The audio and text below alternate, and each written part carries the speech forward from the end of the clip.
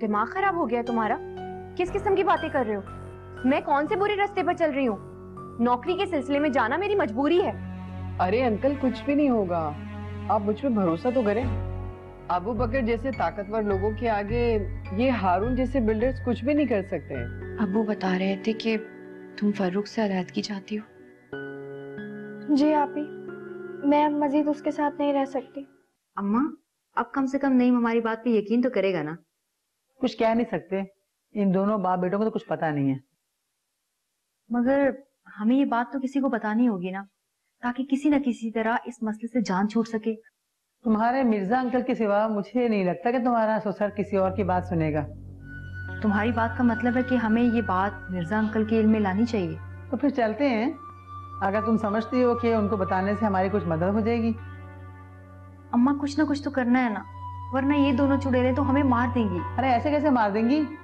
अगर उन्हें हमें मारना होता ना तो हमें पहले दिन ही खत्म कर चुकी होती। तुम्हारा मतलब है कि ये सिर्फ हमें डरा रही हैं?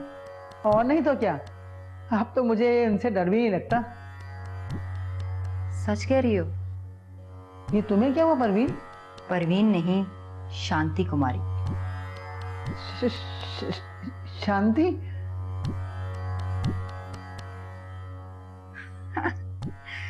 अभी तो कह रही थी कि तुम्हें डर नहीं लगता।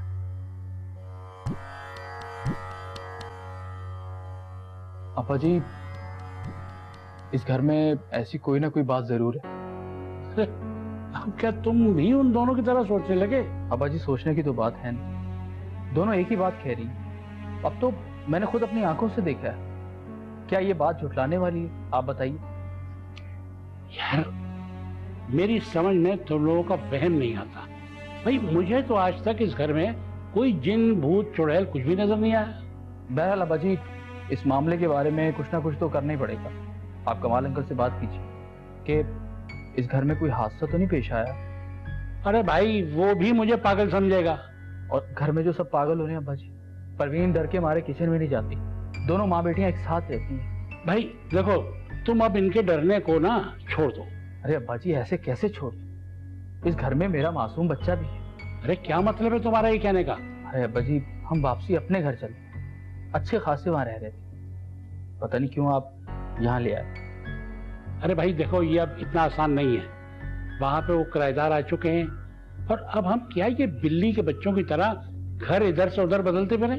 अरे अब्बा जी, आपको अंदाजा नहीं है कि वो दोनों कितनी परेशान।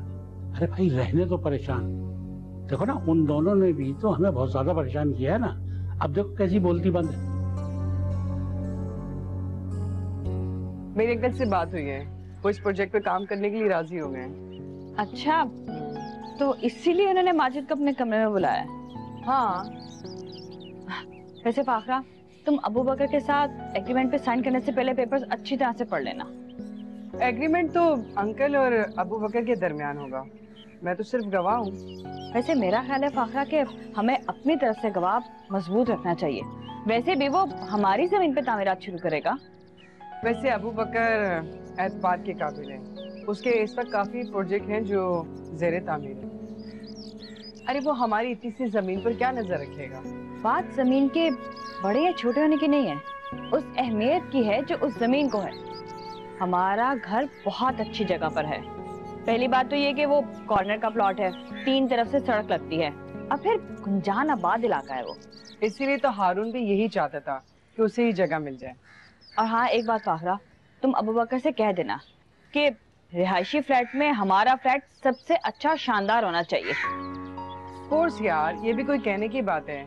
नीचे शॉपिंग सेंटर, फर्स्ट फ्लोर पे पार्किंग और ऊपर फ्लैट्स। अच्छा, आप ये बताओ, नक्शा पास हो गया? अरे नक्शा पास करवाना तो कोई मुश्किल ही नहीं है, ये तो अबू बकर के दाएं हाथ का काम है। अच्छा, इतने ताल्लुकात हैं उसके? हाँ, उसके ताल्लुकात बहुत हैं। अभी तुम उसके ताल्लुकात के बारे में इतना जानती कहाँ हो?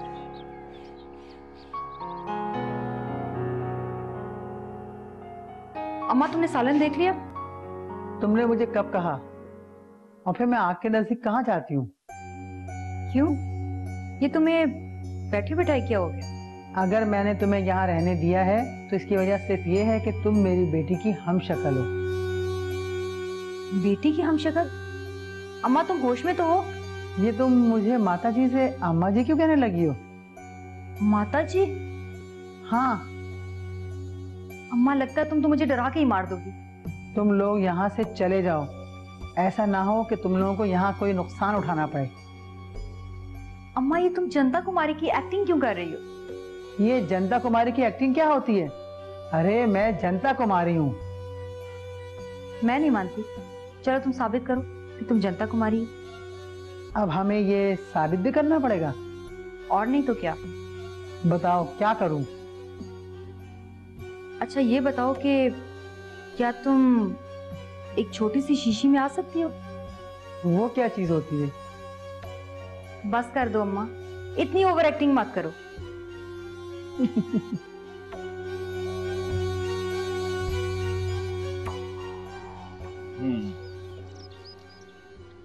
अली, ये है सारी तफसीलात और डॉक्यूमेंट्स।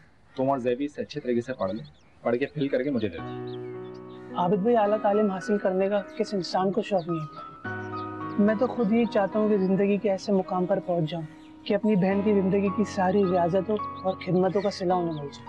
तुम्हें पता है तुम्हारी वजह से ज़ेबी कितना परेशान है, और उस घर के हालात भी कुछ ऐसे हैं, उसका दिल तो बस हर वक्त बेचैन और परेशान है। जी आबिद भाई, मैं जानता हूँ। उसकी सारी परेशानी ख़त्म करने के लिए तो मैं सारी कोशिशें कर रहा हूँ। और शिराजी साहब से मेरी बात हुई है, वो एक अच्छे इंसान है, एक मुझे पता है, बड़े अजीम इंसान है।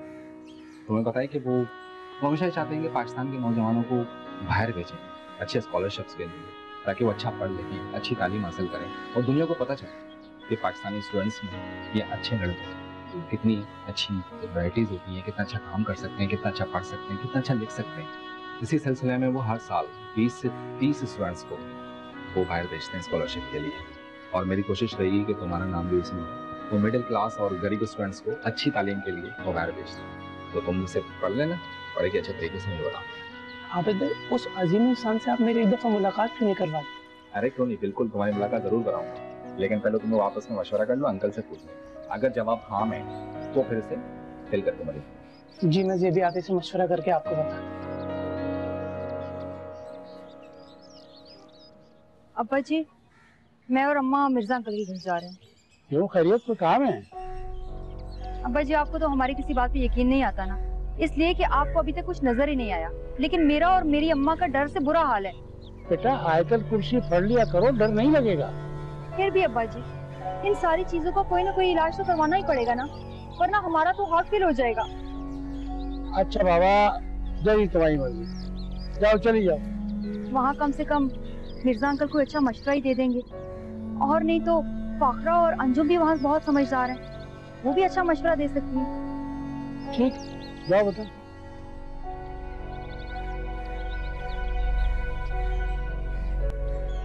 क्या बात है, आप परेशान लग रहे? परेशानियां तो जैसे मेरे मुकद्दर में लिख दी गई हो बेटा। मुनासिब समझे तो मुझे बताते हैं, शायद मैं कोई मदद कर सकूं। अंबर ताल्लुक से तलाक लेना चाह रही है। What? लेकिन क्यों? यही बात तो मेरी समझ से बाहर है। उसे शादी करने में भी बहुत जल्दी थी और अलहदगी में भी बहुत जल्दी कर रही है। अंकल, आप उसे समझाएं, जिंदगी के मामला ऐसे तो नहीं चल सकते। वो कब किसी की सुनती है? जिस वक्त वो शादी करने जा रही थी उस वक्त भी मैंने मना किया था कि वो लड़का मुनासिब नहीं है, लेकिन उस वक्त भी उसने एक मेरी ना सुनी, और इस बार भी। अगर आप कहें तो मेंबर से बात करके देख लो। हाँ बेटा, बात करके देख लो, शायद तुम्हारी बात समझ जाए। आप फिक्र ना करें अंकल, मैं पूरी कोशिश करूंगा कि अंबर को समझा सकूं। बेटा, ज़ेबी भी अंबर की वजह से बहुत परेशान है। वैसे परेशान होने की बात तो है अंकल। ज़ेबी पे तो जैसे सारी खुशियां हराम हो गई। ज़ेबी ने हम लोगों की खातिर हर वक्त सोचती रहती है। अरे भाई, वो तुम्हारी सास साहिबा और तुम्हारी बेगम ये जा रहे हैं मिर्जा के घर, उन्हें अपनी ये नई कहानी सुनाने। भाजी, इन दोनों को तो दिमाग खराब हो गया। बड़ी भी अंदर बैठी कह रही है कि मेरा नाम जनता कुमारी है और मेरी बेटी का नाम शांति कुमारी है। हमारे घर पे अब तो इंडियन ड्रामों के सीन चलेंगे अब्बा जी। क्या कह रहे हो तुम? शांता कुमारी, जनता कुमारी? जी हाँ अब्बा जी, अंदर बैठी परवीन की माँ कह रही है सब कुछ। चलो जैसे उनकी मर्जी भाई, जो भी बात होगी पता लग जाएगी। अरे अब्बा जी बेहिसी की इंतहा हो गई है। परवीन को अब सलीम की भी परवाह नहीं है। सारा दिन हो जाता है, परवीन को फिक्र ही नहीं होती। नहीं बेटा, अब ऐसा भी नहीं है। अब्बा जी यहाँ इतने मसाइल हो रहे हैं, क्यों ना अपने घर वापस चले जाते? भाई ये मुमकिन नहीं है। लेकिन क्यों अब्बा जी, क्या मुमकिन नहीं है? वो हमारा घर है। देखो हमने उनसे साल भर का एग्रीमेंट किया, अब हम उनसे कैसे कह दें कि वो घर खाली कर दें? और अगर लोगों को कहीं जाना हो तो क्या वो नहीं जाते? भाई देखो, अब एक बात मेरी ये समझ लो कि अब हम यहीं रहेंगे, हम कहीं नहीं जा रहे। और मैं भी तो देखूंगा आखिर ये जिन भूत और चुड़ैलें होती कैसी हैं। अब्बा जी वो तो ठीक है, लेकिन वो भी तो अपना घर है ना। बेटा एक दफा समझा दिया, बात को समझा कर।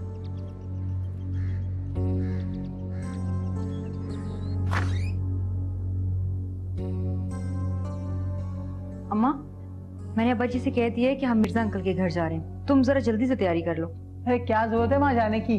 उन्होंने कौन सा तीर मार लेना है? लो, कल तुमने खुद ही तो कहा था कि हम वहां जाएंगे, हो सकता है कि वो हमें कोई अच्छा मशवरा दे दे। मैंने कहा था। चलो देख लेते तुम्हारे मिर्जा अंकल को भी। अच्छा अब जल्दी से तैयार हो जाओ, या यहाँ बैठ के बातें ही करती रहोगी? अरे मैंने कौन सी तैयारी करनी है, तुम अपनी फिक्र करो। अब जाओ भी, यहाँ क्यों खड़ी हो?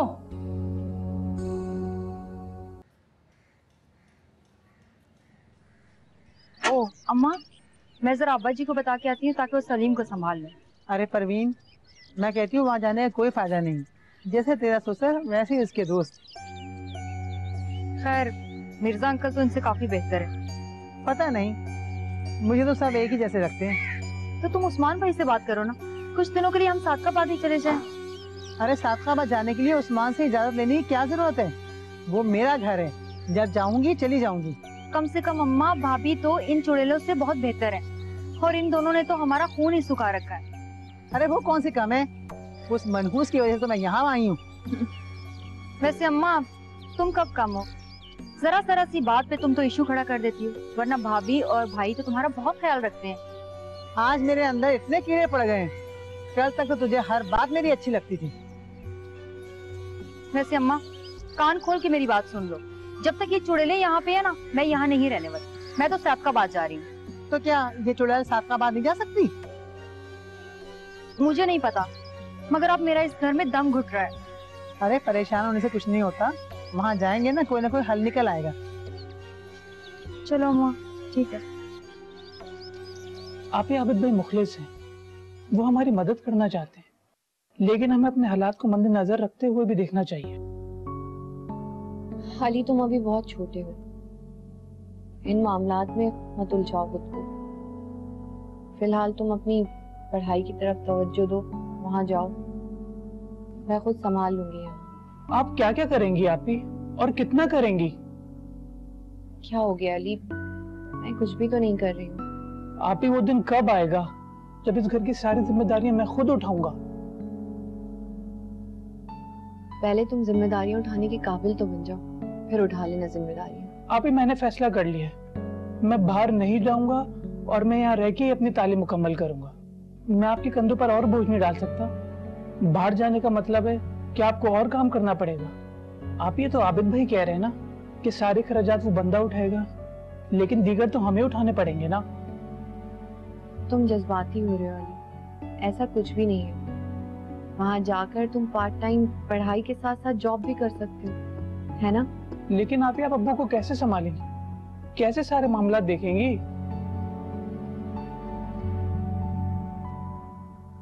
अम्मा, तुम अम्मा ही हो ना, कहीं जनता कुमारी तो नहीं हो?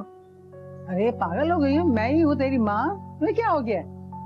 वैसे अम्मा, क्या ये लोग हमारी बात का यकीन कर लेंगे ना? कोई यकीन करे ना करे, लेकिन जो सच है हम तो वही बताएंगे ना। वैसे क्या सारे जिन भूत ऐसे ही होते हैं? अपनी शक्ल बदलने की सलाहियत होती है उनमें? अल्लाह ताला ने कुछ माफूकुल फितरत चीजों को सलाहियत दी है कि अपने आप को किसी भी शक्ल में ढाल लेते हैं। वैसे ये चीजें तो खतरनाक होती है ना? अरे परवीन आंटी, इतने देर बाद चक्कर लगाया तुम लोगों ने, सब खैरियत तो है? हाँ सब खैरियत है, मगर हम खैरियत से नहीं है। क्यों, क्या हो गया? अच्छा आओ अंदर, आप बैठ के बात करते हैं। अंकल ये मैंने अबू बकर से ना पेपर्स तैयार करवा लिए, आप इसको पढ़ भी लो और फिर साइन भी कर दीजिएगा। ठीक है ठीक है, मैं समझ गया। कैसा है कि मैं चाहता हूँ कि एक दफा अबू बकर से मिल लूं, ताकि मुझे अंदाजा हो जाए कि वो शख्स कितने पानी में। अंकल मुझे तो कोई एतराज नहीं है, लेकिन वो कल रात ही कनाडा चला गया है। वैसे जब सब कुछ रेडी है तो हमें काम में देर करने की क्या जरूरत है? बेटा किसी भी एग्रीमेंट के लिए ये जरूरी होता है कि दोनों फरीकैन मौजूद हों। अरे वैसे तो उन्होंने सारे पेपर्स पे साइन कर दिए हैं और सारी अथॉरिटी भी मुझे दे के गए हैं। तुम्हें क्यों? क्या उसके पास अपना कोई आदमी नहीं है जिससे वो ये जिम्मेदारी देता? एक्चुअली अंकल वो मेरे वालिद साहब के दोस्त रह चुके हैं, बस यूं समझे कि उनके हाथों में ही बड़ी हुई हूँ, और इस केस से मुझे निकालने की भी सारी वजह वही है। अच्छा, लेकिन बेटा तुमने ये सब कुछ और सारी तफसील मुझे पहले नहीं बताई। अंकल आप खुद सोचे ना, मैं जब आपकी जमीन पर काम कर रही हूँ तो मैं ऐसे कैसे आपकी जमीन किसी ऐसे इंसान को उठा के दे दूं जिसमें मैं खुद एतबार नहीं करती हूँ? फिर बेटा मेरी क्या जरूरत है? जब तक मैं हर आदमी पर एतबार है, सब कुछ है, तो तुम ये काम करो, अल्लाह मालिक है। बल्कि मैं कहता हूँ कि तुम माजिद को भी अपने साथ लगा लो, मैं चाहता हूँ कि वो भी जरा मसरूफ हो जाए। जी बेहतर, जैसा आपको सही लगे। सच पूछो बेटा, हमें तो बहुत ही डर लगने लगा। तो चुड़ैलें किसी वक्त कुछ भी कर सकती हैं। मेरी तो जिंदगी अजाब होके रहेगी। अच्छे भले हम अपने घर में रह रहे थे, अब्बा जी को भी न जाने क्या सूझी, हमें उठा के वहां ले गए। अरे ये काम भी अंकल ने तुम लोग के भले के लिए किया होगा। मर्जी तो मेरी ही थी कि नईम की जान उस लड़की से छूट जाए, मगर मुझे क्या पता था कि ये दो चुड़ैलें हमारी जान को आ जाएंगी। तुम्हें कैसे पता कि वो दो लोग हैं? और क्या ये तुम्हें नजर आते हैं किसी और को भी? फिलहाल तो हम दोनों की जान इस अजाब में फंसी हुई है। हैं भी दोनों हिंदू चुड़ैलें। आपको कैसे पता? क्योंकि एक का नाम है शांति कुमारी, एक का नाम है जनता कुमारी। वो तो शुक्र है कि उन्होंने हमें कोई नुकसान नहीं पहुंचाया। हो सकता है कि वो सिर्फ आप लोगों को वहां से डरा के भगाना चाहती हैं। अब हम चाहें भी तो वहां वापस नहीं जा सकते ना। वो क्यों? क्योंकि अब्बा जी ने हमारे वाला घर किराए पे दे दिया है। अरे वैसे ही दोनों बाप बेटे हमारी किसी बात पे एतबार कहाँ करते हैं। इसलिए कि अभी तक उन्हें कोई चीज नजर नहीं आई। जिस दिन वो दोनों अब्बा जी को नजर आएंगे ना, तो देखिएगा कैसे सर पर पांव रख के भाग जाएंगे दोनों।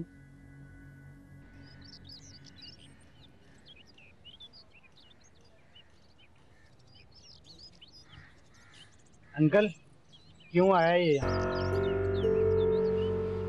लगता है इसे इज्जत रास नहीं है। तुम कैसी बात कर रहे हो? ये हमारे मेहमान हैं, तुम अपने काम से काम रखो। एक गैर मर्द का इस घर में आना और घंटों घंटों बैठे रहना, ये बात आप बर्दाश्त कर सकते हैं, लेकिन मैं ये बात हरगिज बर्दाश्त नहीं कर सकता। तुम हो कौन ये सब कुछ कहने वाला? मैं एक इज्जतदार घराने से ताल्लुक रखता हूँ और इस घर में आना जाना मेरा आज से नहीं बरसों से, समझे? अच्छा, तो तुम्हारी वजह से ज़ेबी शादी नहीं करती? अरे यार, ऐसे गलत काम करने से बेहतर है कि तुम उससे निकाह कर लो। तुम्हारी हिम्मत कैसे हुई ये सब बात करने की? तुम मेरी ज़ेबी के खिलाफ ऐसी बातें रखते हो? अंकल अब पता चला कि अंबर तलाक की बात तुम कर रहे हो। तुम्हारी वजह से अंबर को ये बात कहने की जरूरत हो, वरना तो वो मुझसे बहुत प्यार करती है। मेरी वजह से? ये कहो कि तुम्हारी वजह से, तुम्हारी हरकतों की वजह से ये नौबत आई। तुम अपनी बीवी को लेके जाना चाहते हो तो ले जाओ। तुम्हारी बीवी जहाँ जाना चाहो लेके चले जाओ, ताकि तुम इन लोगों पर अपने एहसानात का बोझ डाल सको और इस घर पर कब्जा कर सको। लेकिन मैं ये तुम्हारी ख्वाहिशात पूरी नहीं होने दूंगा मिस्टर आबिद।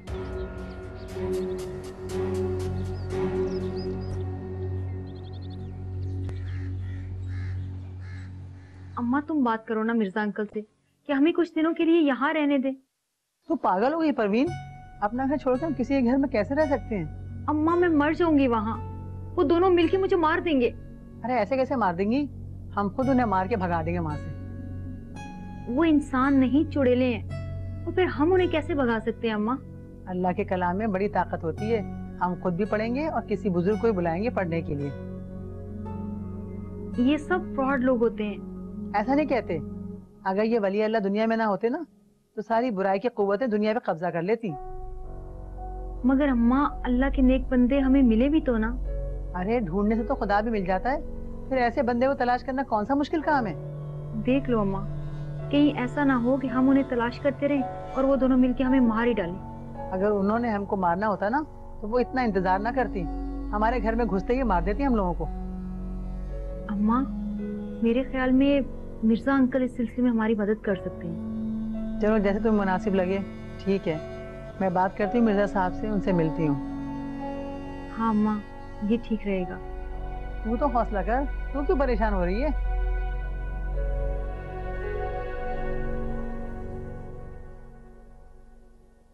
अंबर से कहो कि अपने शौहर को लेके यहाँ से चली जाए। अब इससे ज्यादा मुझसे बर्दाश्त नहीं होता। अब्बू, आप खुद को संभालें ना। इस तरह टेंशन लेंगे तो आपकी खुद की तबीयत खराब हो जाएगी। मैं बात करती हूँ अंबर से। मर जाने दो मुझे। काश ऐसी औलाद पैदा ही नहीं होती। अंबर ने तो मेरी रुसवाई का सामान घर में ही लाके रख दिया है। अब्बू, अगर फर्रुख इस किस्म की बातें करता है तो इसमें अंबर का क्या कसूर है? वो तो खुद बेचारी उस आदमी से तंग है। बेटा, पसंद भी तो उसी की थी ना। इतने सारे हीरों को ठुकरा के पसंद भी क्या किया? पत्थर।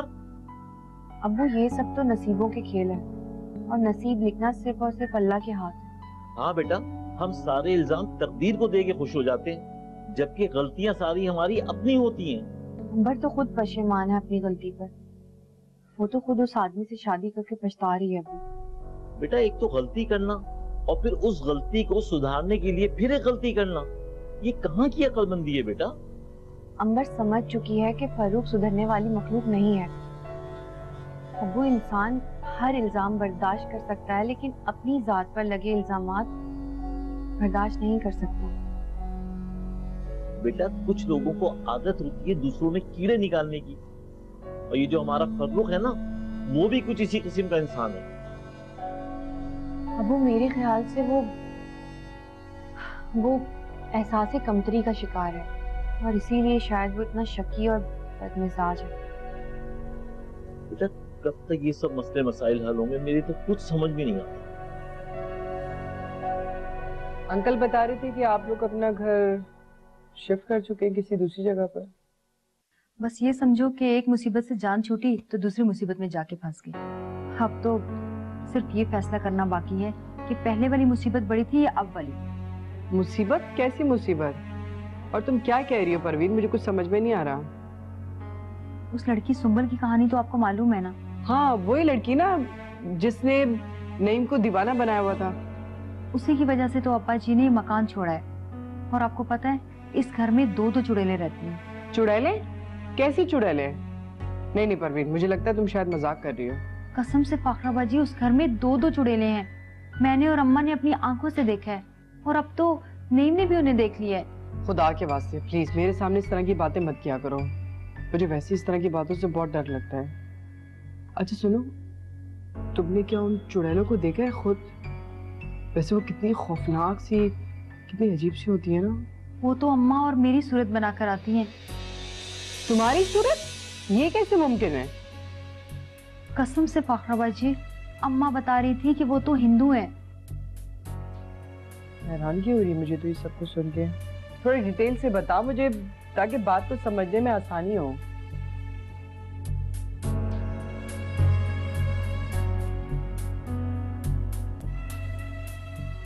एक तो मुझे समझ नहीं आता, ये रोज बहाने बहाने से क्यों चला आता है? ये तुम्हारा घर नहीं है जो इतना शोर मचा रहे हो। ये मेरे बाप का घर है, और मेरे बाप के घर में खड़े होकर तुम मुझे ही बातें सुना रहे हो। तुम्हारी हिम्मत कैसे हुई? तुम लोगों की बेगैरती ने हिम्मत दी है मुझे। कोई तो हो जो तुम सबको रोके। तुम होते कौन है हमारे घर के मामलात में टांग अड़ाने वाले? इस घर का दामाद हूँ मैं। दामाद? शक्ल देखी तुमने अपनी आईने में? ये तो मेरी मत मारी गई थी जो मैंने तुम जैसे इंसान से शादी कर ली। लेकिन तुम फिक्र मत करो, मैं अपनी इस गलती को सुधारने की कोशिश कर रही हूँ। गलती? यहाँ तो तुम्हें मेरे सिवा कोई नजर नहीं आता था, और अब तुम ऐसी बातें कर रही हो। अब वो शमीम आंटी आई हैं। आइए शमीम बहन, बैठिए बैठिए। अब वो ये आंटी तो बहुत अच्छी बातें बता रही हैं। कैसी अजीब बात? ये कह रही हैं कि इनके घर पे चुड़ैलें हैं। भाई ये तो कोई खास बात नहीं है, चुड़ैलें तो हर घर में होती हैं, हमारे घर में भी है। हमारे घर में? ये क्या कह रहे हैं अब्बू? हमारे घर में कहाँ? हाँ, एक तो तुम ही हो। अब्बू तुमने कभी आईना देखा है? ऐसी तो होती है। भाई मैं सच कह रही हूँ, मैं सचमुच की चुड़ैल की बात कर रही हूँ। अरे बात क्या हुई है, मुझे तो असल बात बताओ तुम लोग। दरअसल जब से हमने मकान शिफ्ट किया है ना, वहाँ अजीब व गरीब वाकयात हो रहे थे। कभी परवीन डरती है, कभी उसे मेरे रूप में कोई नजर आ रहा होता है, वो समझती है कि मैं अम्मा हूँ। कभी मुझे उसके रूप में कोई नजर आता है, मैं समझती हूँ कि वो परवीन है। तो समझ में नहीं आता कि उस घर में है क्या। बल्कि कल तो नईम ने खुद अपनी आंखों से उन्हें देखा था। वो दोनों बाहर बैठी नहीं थी। नईम समझा कि हम दोनों बैठे हैं वहां पर, लेकिन हम दोनों अपने कमरे में मौजूद थे। अब तो वो भी बहुत ज्यादा डर गया है। अच्छा, तो ये मसला है। सुनो, तुम लोगों ने सिद्दीक को नहीं बताया? बताया है, लेकिन वो तो बिल्कुल यकीन नहीं कर रहा है। अच्छा, और कमाल से बात हुई? अरे हमारी बात पे तो कोई यकीन नहीं कर रहा, इसीलिए तो हम आपके पास आए हैं। अच्छा ठीक है, मैं बात करूंगा उन दोनों से। लेकिन अब्बू, अगर तब तक इन लोगों को कोई नुकसान पहुंच गया तो? नहीं पहुंचेगा बेटा नुकसान। नहीं चाहिए कि आदत कुर्सी पढ़ के अपने ऊपर दम कर लें, और आदत कुर्सी पढ़ के पानी पे दम करें और उस पानी को घर के दरो दीवार पे छिड़क दें। इंशाल्लाह कुछ नहीं होगा, सब ठीक। खैरियत? आप दोनों कुछ मुतमईन नजर नहीं आ रहे। नौजुबिल्लाह, आपको इस बात पे कोई शक या शुबा है? नहीं अब्बू। आबिद भाई, मैं ज़ेबी आपके सर पे इतना बोझ कैसे डालूं? घर के खर्चात और अब्बू की बीमारी सब वही संभालती है, और ज़ेबी आप ही जानती हैं कि वो कैसे संभालती है। अरे यार, तुम इतना परेशान क्यों हो रहे हो? मैंने शिराजी साहब से बात कर ली है। वो वहाँ पे तुम्हारी तालीम, तुम्हारे खाने पीने की और रिहाइश सबका बंदोबस्त कर देंगे। तो परेशानी किस बात? लेकिन आबिद भाई, दूसरे मुल्क जाऊंगा तो वहाँ के खर्चात भी तो होंगे। अगर तुम्हें इस बात की परेशानी है तो अली, तुम वहाँ पार्ट टाइम जॉब भी कर सकते हो। और मुझे पता है कि तुम्हारी अना इस बात की इजाजत नहीं दे रही कि कोई और तुम्हारे अखराजात उठाए, लेकिन अली, काबिल बच्चों को वजीफा मिलता है, ये उनका हक होता है, और इसी के तहत वो तुम्हें स्कॉलरशिप के थ्रू बाहर भिजवा। ओके जी। जाओगे ना? जी इंशाल्लाह जाऊंगा। Good bye. फाखरा जी, ये सब बेवकूफाना और अहमकाना बातें हैं, दिमाग का फतूर है और बस। ये तो सीधा सीधा नईम मियाँ को डराने के लिए कर रही हूँ। पहले माजिद मुझे भी ऐसा ही लगा था, लेकिन उसने खुद उन्हें देखा है, वो खुद बहुत डर गया है। उसने परवीन और उसकी माँ को नहीं बल्कि... अब आप हमें कहानियां ना सुनाएं प्लीज। कहानी नहीं है, सच कह रही हैं वो। अच्छा है कहाँ वो? तो परवीन तो सो रही है अंजुम के कमरे में। कह रही थी कि 3-4 दिन से मैं सोई नहीं हूँ। अब्बा जी से बात की उन्होंने?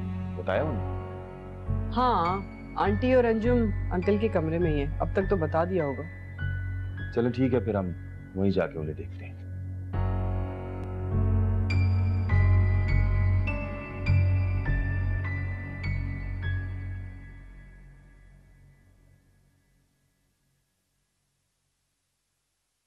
हेलो अंबर, कैसे हो? ठीक हूँ, आप कैसे हैं? मैं बिल्कुल ठीक ठाक। आबिद भाई, मुझे आपसे कुछ बात करनी थी। अच्छा, आ जाओ। हाँ। वैसे अगर तुम्हें इस तरह बात करते हुए तुम्हारे शौहर ने देख लिया तो आई थिंक उससे तो बिल्कुल अच्छा नहीं लगेगा। मैं उसकी परवाह नहीं करती। तुम्हारी परवाह करने या न करने से कोई फर्क नहीं पड़ता। वो तुम्हारा शौहर है, रहेगा, और तुम्हारी पर्सनल लाइफ के लिए ये बेहतर है कि तुम उसका हर कहना मानो। मैं इस आदमी के साथ अब 1 मिनट भी नहीं रह सकती। देखो, जिंदगी के फैसले इतनी जल्दी नहीं किए जाते। ये बच्चों का खेल नहीं है अंबर, कि जब तुम्हारा दिल चाहे तुम घर बनाओ और जब दिल चाहे घर तबाह कर दो। बहरहाल ये तो तय है कि इस शक्की आदमी के साथ अब मैं रहना ही नहीं चाहती। तुम एक काम करो, तुम कुछ दिनों के लिए फरूक से अलग हो जाओ। मेरा मतलब है कि तुम दोनों अलग रह के अच्छे से सोचो कि तुम दोनों को करना क्या है। वो इस बात के लिए कभी राजी नहीं होगा। तुम बात तो करके देखो, हो सकता है वो राजी हो जाए। और मुझे नहीं लगता कि वो भी सेपरेशन चाहता हो। वो कभी सीधे होने वाली मखलूक नहीं है। मैं जानती हूँ इसकी फितरत बहुत अच्छे से। उसने न सिर्फ मेरे किरदार पे शक किया है, बल्कि ज़ेबी आपी और पूरे घर वालों को भी अपनी लपेट में लेके रखा हुआ है। Now calm down, okay? Don't worry, सब कुछ ठीक हो जाएगा। देखो परवीन, अबू बिल्कुल ठीक कह रहे हैं। तुम अपने घर में ज्यादा से ज्यादा तिलावत कराओ और अपने इर्द गिर्द आयतुल कुर्सी का हिसार बांधते रखो। फिर देखना कोई भी चुड़ैल तुम्हें नुकसान नहीं पहुंचा सकेगी। बेशक अल्लाह के कलाम में बहुत बरकत है, हमारे बिगड़े हुए काम भी संवर जाते हैं, मगर ये दोनों चुड़ैलें जैसे सामने आती है ना, जो भी सूरतें याद होती है वो भी सब भूल जाती हैं। तो तुम एक काम करो, आयतुल कुर्सी का तवीज ना सिर्फ अपने गले में बल्कि आंटी के गले में भी और सलीम के गले में भी डाल के रखो। हाँ, ये ठीक रहेगा। वैसे आप किसी पढ़ने पढ़ाने वाले बंदे को जानती हैं? मैं अम्मा को भी साथ लेके जाऊंगी। परवीन, ऐसे लोग तो जगह जगह बैठे हुए हैं, लेकिन ऐसे लोग 2 नंबर ही होते हैं ज्यादातर। तो हम क्या करें, कैसे रहें वहाँ? देख लेना अंजुम, एक दिन तुम लोगों को हम दोनों के मरने की खबर मिलेगी। अल्लाह ना करे परवीन, तुम कैसी बातें कर रही हो? तुम अल्लाह से मदद मांगो। इस तरह रोने धोने से, मायूस होने से कुछ भी नहीं होगा। सबसे बड़ी मुसीबत तो ये है कि कोई हमारी बात सुनने और मानने के लिए तो तैयार ही नहीं है। वो तो जब से नईम ने खुद अपनी आंखों से देखा है तो उन्हें लगने लगा कि वाकई में हम सही कह रहे हैं। अब अब्बू के इल्म में आ गई ना ये बात, तुम देखना वो खुद सदीक अंकल से बात करेंगे इस बारे में। वैसे अंजुम, मुझे तो अब यकीन हो रहा है कि इन चुड़ैलों के बारे में इन दोनों को पहले से मालूम था, तभी तो नईम यहाँ आने पे रजामंद नहीं था। अब तो आ गए हो ना तुम लोग, तो अब बर्दाश्त करो और कोई ऐसी तरकीब निकालो कि इस मुसीबत से जान छूट जाए। लेकिन फिलहाल तो परवीन तुम मेरे कमरे में जाके थोड़ा आराम करो। पता नहीं कब से तुम्हारी नींद पूरी नहीं हुई। अबू, मुझे लग रहा है कि अंबर और फरूक के दरमियान कोई टेंशन चल रही है। टेंशन? तुम्हें ऐसा कैसे लग रहा है? क्या अंबर और फरूक ने तुमसे कोई बात की है? नहीं, उन दोनों में से मुझे किसी ने नहीं बताया। पता नहीं क्यों मेरी सिक्स सेंस कह रही है कि दोनों के दरमियान कुछ तो है, कुछ गड़बड़ है। बेटा, मुझे ऐसा नहीं लगता है। इन दोनों ने इतने शोर शराबे के बाद शादी करी है, अपने बुजुर्गों और वालिदैन को परेशान करके शादी की है, और अब इतनी जल्दी? बेटा, मेरा दिल नहीं मानता। इन लोगों को तो ये करना चाहिए था कि आपस में अगर छोटी मोटी कोई रंजिश हो भी जाए तो उसे छुपा के रखना चाहिए, ना कि यूं इस तरह सबको बताना चाहिए। बेटा, इन्हें तो अपनी मोहब्बत का भरम कायम रखना चाहिए। आप कह तो बिल्कुल सही रहे हैं अबू, होना ऐसे ही चाहिए, लेकिन ऐसा नहीं है। उनके कमरे में से हर थोड़ी देर बाद लड़ाई झगड़े की, चीखों पुकार की आवाजें आती हैं। अगर ऐसा है तो ये तो बहुत बुरा हो रहा है बेटा। मेरे ख्याल में तो अबू ही अच्छा हो रहा है, कम से कम अंबर की आंखें तो खुलेंगी। नहीं बेटा, अंबर ने जो गलती करना थी कर ली। अब उन दोनों को अपने रिश्ते को निभाना चाहिए। अपने उस दीवानेपन को जिसमें बहकर अंबर ने हमारी बात नहीं मानी, अब उनको चाहिए कि अपनी दीवानगी को कायम रखे, अपनी मोहब्बत की ताकत को आपस में जुड़ने के लिए इस्तेमाल करें, ताकि एक बार फिर ऐसा ना हो कि हमारे दिल को दुख पहुंचे। भाई, बज़ाहिर तो उन्हें झूठ बोलने की जरूरत नहीं थी, लेकिन जो कहानी वो यहाँ सुना रही है वो उन्हें अपने घर में सुनानी चाहिए थी। वहां तो उन्होंने कोई ऐसी बात की नहीं। अब्बा जी, इस जदीद दौर में कौन उनकी बात पे यकीन करेगा? जो भी सुनेगा ना वो यही कहेगा कि इनकी दिमागी हालत ठीक नहीं, पागल कहेंगे लोग। यार, मेरा ख्याल ये है कि ऐसा कुछ ना कुछ है। अगर ऐसा कुछ ना कुछ ना होता तो ये जो जाली आमिल बैठे हुए हैं ना हर जगह, उन बेचारों का धंधा ठप हो जाता। ये लोग इसीलिए फल फूल रहे हैं और उनका घर ऐसे ही चल रहा है। सिर्फ इसी वजह से ये परवीन वगैरह जो है ना, वो जो चुड़ैलों पर और भूत प्रेत पे अमल कर रही है, उससे हो रहा है। आपने कमाल अंकल से बात नहीं की? नहीं, अभी तो मैंने उससे कोई ऐसी बात नहीं की, लेकिन माजिद अगर उस मकान में वाकई कुछ ऐसा होता तो कमाल जो है वो उन लोगों को वहाँ हरगिज़ शिफ्ट न करवाता। यार इतने बरस हो गए हमारी दोस्ती को, हम एक दूसरे से कोई बात छुपाते नहीं, तुम भला ये वाली बात क्यों छुपाते? अब्बा जी आप तो हमारे शक की तायद कर रहे हैं। कैसा शक बोल? यही कि इस कहानी के पीछे कोई और कहानी छुपी हुई है। मैं इस हकीकत से इनकार नहीं कर सकता। इस दुनिया में जिन्नात का वजूद तो है, इसका जिक्र तो कुरान शरीफ में भी है। तो ये लोग अपने घर वापस भी तो जा सकते हैं बच्ची। भाई वहां उस लड़की ने इन लोगों को पागल कर दिया था, इसीलिए सिद्दीक ने वो घर छोड़ा है। और इस घर में तो लगता है कि सभी पागल हो गए हैं बच्ची। बाजार तो ये लग रहा है। इन सब बातों से तो हमारा सर चकराने लगा है। पता नहीं क्या हो गया इन लोगों को, अजीब बातें करते हैं बच्ची। जब मैं कह रहा हूँ कि वो आदमी मुझे बिल्कुल पसंद नहीं है, तो तुम क्यों मिलने की जिद कर रही हो उससे? उफ अल्लाह, मैंने कोई जिद नहीं की फरूक। वो जेबी आपी का दोस्त है, उनके साथ उनके ऑफिस में काम करता है। अगर वो जेबी का दोस्त है तो तुम उसे अपना दोस्त बनाने पे क्यों तुली हुई हो? वो आता है तो आए, तुम अपने कमरे से बाहर ना निकला करो। दिमाग खराब हो गया है तुम्हारा? पागल हो गए हो? कैसी बातें कर रहे हो? मेरे घर में रह के मुझसे बोल रहे हो कि मैं कमरे से बाहर नहीं निकलूं, चलूं फिरूं नहीं, क्योंकि आबिद आया हुआ होता है और वो तुम्हें अच्छा नहीं लगता इसलिए? बीवी है तुम मेरी, और मेरी बात मानना तुम्हारा फर्ज है, आई समझ? ऐसा कोई फर्ज नहीं है मेरा। तुमसे नाम जुड़ने से पहले भी लोग मुझे जानते थे, मेरी इज्जत करते थे, मुझसे मोहब्बत करते थे, और तुम्हारा नाम मेरे साथ जुड़ने से मुझे कोई फर्क नहीं पड़ा। हाँ, तुम्हें जरूर फर्क पड़ा है। तुम्हारे दिमाग में बहुत गरूर भर गया अंबर, लगता है किसी दिन ये कीड़े झाड़ने पड़ेंगे मुझे। ऐसी गलती करने तो दूर, कभी सोचना भी मत। ये मत भूलो कि तुम मेरे बाप के घर पे रह रहे हो, इनके टुकड़ों पे पड़ रहे हो। मैंने शादी अपनी मर्जी से जरूर की है, लेकिन बेटी मैं आज भी उनकी हूँ। अगर मेरी आंख में एक भी आंसू आए ना, हशर से नशर बिगाड़ देंगे वो तुम्हारा। अच्छा हुआ तुमने उसे सुला दिया, 2-3 रातों से मुस्तकिल जाग रही थी वो। वैसे आंटी मेरा ख्याल है कि आप इस बारे में अंकल से बात करें, आखिर ये उनका घर है। ऐसा कैसे हो सकता है कि उन्हें इन चुड़ैलों के बारे में ना पता हो? ये सब किया धरा उसी कमाल का है, उसने जानबूझ के ये सब कुछ किया है। आंटी आप ऐसे तो मत कहें, आप बेबुनियाद इल्जाम लगा रही हैं उन पे। मैं क्यों इल्जाम लगाऊंगी? अगर खुदा ना खास्ता तुम लोगों से ऐसा हो, तुम लोग क्या करोगे? यही ना कि पहले उससे सवाल करोगे ना जिसका घर है। आंटी आप किससे सवाल पूछने की बात कर रही हैं? कमाल से और किससे? ये सब कुछ किया धरा उसी का है। आंटी आप बिना किसी सबूत के किसी पे इल्जाम मत लगाया करें। ये सबूत या काम है जो हम भुगत रहे हैं? ये आपके जहन की फसूकारी भी तो हो सकती है ना।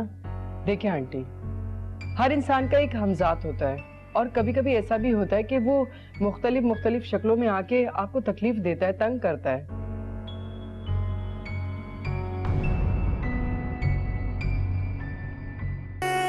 टुकड़े हुआ दिल।